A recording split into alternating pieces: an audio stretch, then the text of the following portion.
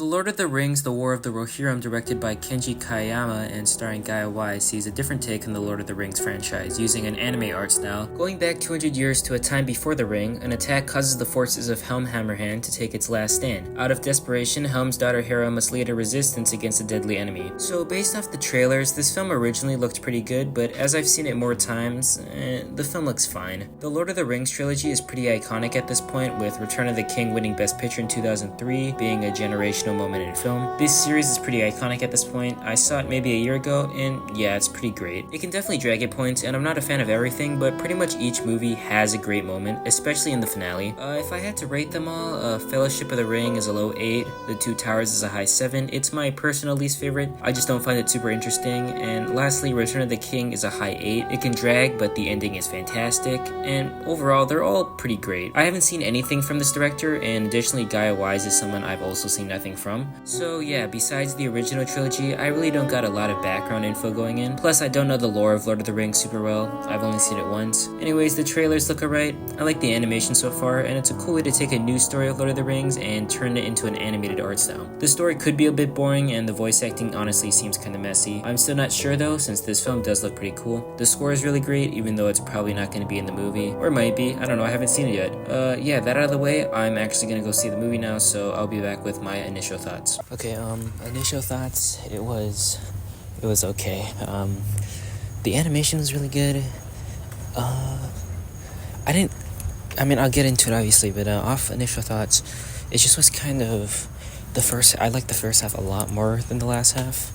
I just thought the last half was kind of boring. It left kind of a bad taste in my mouth. A lot of stuff was underdeveloped, but there were a lot of good stuff. So yeah, that's about all I got. On to my actual thoughts for the film. Can you feel the light? To start off, I really love this film's animation style. I really love the mix of realistic environments and 2D characters. I'm not the biggest fan of the normal 2D animation on the characters, as I'll get into later. The animation in this film does have its issues, but for the most part, they're pretty good. As said before, it's a really cool idea to have an anime-inspired animated Lord of the Rings, and it's a really cool idea since this film doesn't function like an anime. It's all in English and has very Western animation writing. The film just happens to have an anime animation style, which I think is a pretty cool idea. My favorite part of this film's animation is easily its environments. These backgrounds look crazy detailed. Whenever it's night, the starry skies also look great. Some of my favorite parts of this film are its establishing shots, since there's no 2D characters on it. Just this hyper-realistic, super detailed landscape. This film did not have a high budget, and it's shown several times throughout this film, as we'll get into, but stuff like the background really make it feel higher budget. They are absolutely beautiful. The opening scene showcases this really well too. They do this in the trailers, but the realistic map transition to 2D animation is a really cool way to open this film. It's a very effective way to hook you. The action in this film is very solid too. The sound design is actually really good, and it makes the scale of some of these battles really effective. The action during this movie is usually at its best in its first half. As the movie goes on, the action gets a lot more boring, but it can still sometimes be pretty good and hold up to the first half. Sometimes the second half of this film's action is actually better than the first half. For example, the one-on-one combat throughout this film is fine, but the final 1v1 was actually really good. It looks really clean, and the good elements of action in this film really come together, like the great sound design and its pretty good animation. Honestly, this movie is kinda scary. Like, I actually jumped at points. These monster designs are kinda terrifying. This is no small part due to the original's terrifying designs, but turning it into animation actually makes it feel scarier than the original trilogy. This film has really great sound design, which definitely adds to the intensity I felt during some action scenes. I really did feel the scale of some of these giant creatures due to the great sound design and pretty great animation for the monsters. There are some giant elephants that chase around the main character towards the start of this film, and it's great. It also feels really intense. These giant elephants are terrifying. It's definitely due to the sound design, but they also feel very loud. It could just be because of the theater, but the score and animation also adds to the intensity of these fight scenes. It's pretty scary, honestly. So yeah, good action overall. Can be messy at points, but it definitely has its highs. My favorite character in this film is probably the king. I don't know his name, I'm just calling him the king. As we'll see later, I kind of find all these characters to be boring, but I like the king, he's cool. Him killing everyone in one hit is like the coolest thing ever. It's kind of funny too, since him instantly killing everyone leads to the main conflict of this film. That's kind of unintentionally hilarious. There are also some very strange choices made in this film that actually turn out to be good choices when it starts revolving around him again. I'm gonna keep it vague for spoilers' sake, but yeah, I like those elements a lot more with the context of it relating to this guy. He's not that good or anything, he's just cool and has a nice little arc over accepting the main character. It's good, I like him. That's all the good stuff I really got. Let's move on to the bad. The voice acting in this film is pretty bad. This is partially just because of the animation, so I'll cover both. The voice acting really doesn't always fit the faces the characters are making. Like at the start of the movie, one of the characters sounds annoyed, but the animation makes the character look completely blank and calm. Not sure if this is the voice actor's fault or the animator's fault, but who cares, it isn't good. Despite the animation not always fitting the voice acting itself is probably the bigger issue here. A lot of angry delivery here just doesn't sound angry enough. It feels very overly dramatic. There's no real emotion here, I just don't see it. This is for pretty much everyone, and you know what they say? Bad voice actors from a cast of actors is a sign of a bad director over bad actors. Or maybe it really is the actors this time, I don't know. I have no idea if anyone here is actually a talented actor, so I can't really tell if it's the actor's fault or if it's the director's fault. It's probably not their fault though. A lot of conversations between characters in this film feel like they're being read completely separately from each other, like these characters are just reading lines and not actually talking to each other. It really does not work at all and leads to some very dramatic scenes coming across as hollow. There are also some very strange moments where actors just pause for uncomfortable amounts of time. Also, the child acting sucks, but it's barely in the movie, so you know, it's fine, whatever. Yeah, overall the voice acting here really is not the best. I don't think a single performance sticks out. It's all just very weak and melodramatic. The villain in this film, Wolf, he's okay, I guess. There are some twists with him that are very, very predictable to the point where I'm not even sure if some of these twists are even meant to be twists. Mainly, the biggest issue I have with him is his relationship with the main character. It's barely developed at all. This is mostly due to the fast pace at the start of this movie, leading us to only see these two be in a toxic relationship, and we never get to see them ever actually like each other throughout the film. This leads to bizarre exposition about how Wolf was once good,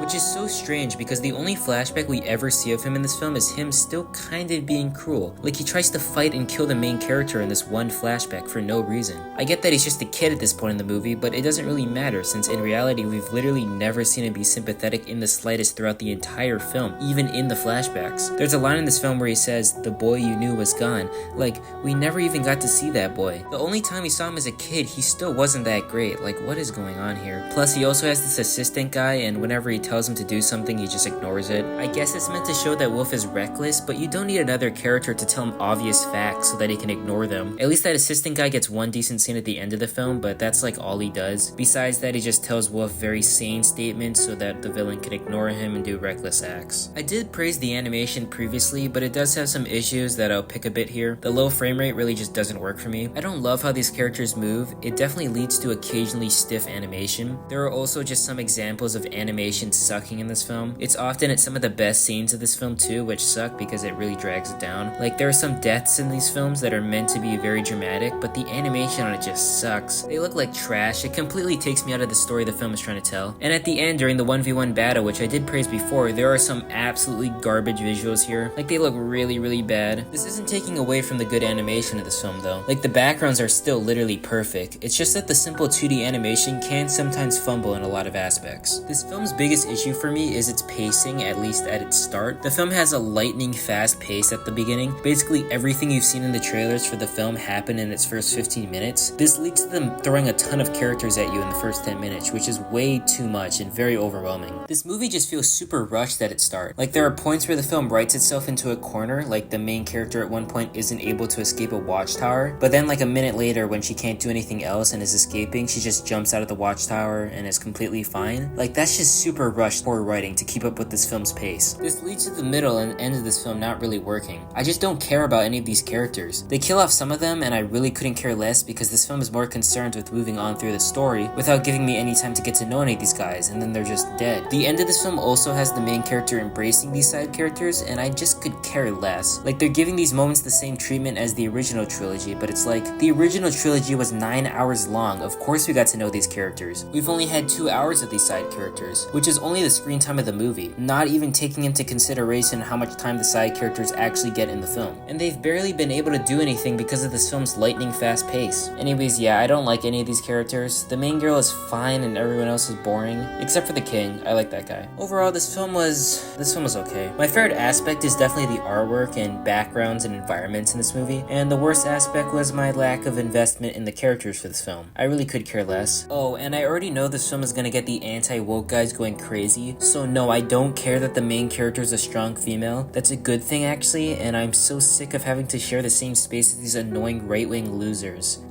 Yeah, I'm gonna give this one a solid 5 out of 10. Alright, 2024 video, still working on that. The other reviews hopefully will come out this month, and yep, this is an epic outro.